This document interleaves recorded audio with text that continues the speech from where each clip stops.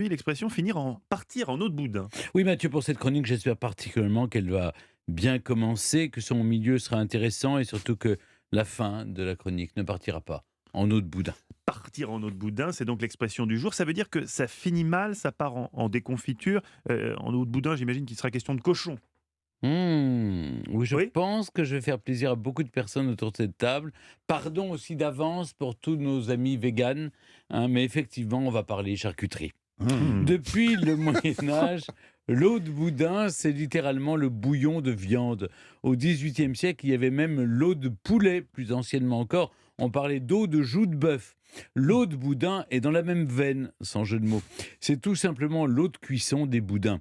Ce n'est pas à vous que je vais apprendre que tout est bon dans le cochon, tout sauf l'eau de boudin, dont on ne peut absolument rien en tirer. Ah. Et c'est là que on revient à notre affaire du début. On utilise l'expression pour qualifier une situation qui finit mal, sur laquelle on avait misé, mais qui finalement ne donnera rien. Alors oui, on peut dire que tout est bon dans le cochon.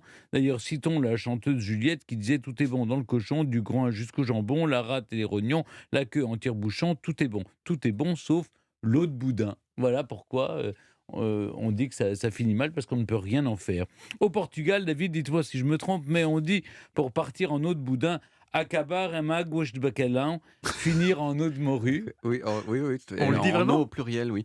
Je je l'ai jamais entendu, mais ça se comprend, quoi. Oui, ça se Ça se Oui, comprend. comprend, Carlo ouais. qui a servi à dessaler la Oui, morue ça ne me sait Ouais, reste plus ouais, rien c'est non vrai, plus. c'est vrai, c'est vrai. Alors c'est C'est vrai qu'il y vrai? a 365 façons de cuisiner la morue Mmh. au Portugal. En italien, c'est andare in fumo, ça Oui. part en fumée. On le dit aussi chez nous.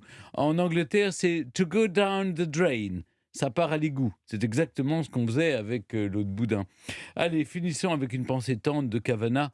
La chenille devient papillon, le cochon devient saucisson. C'est une grande loi de la nature. RIP, le cochon.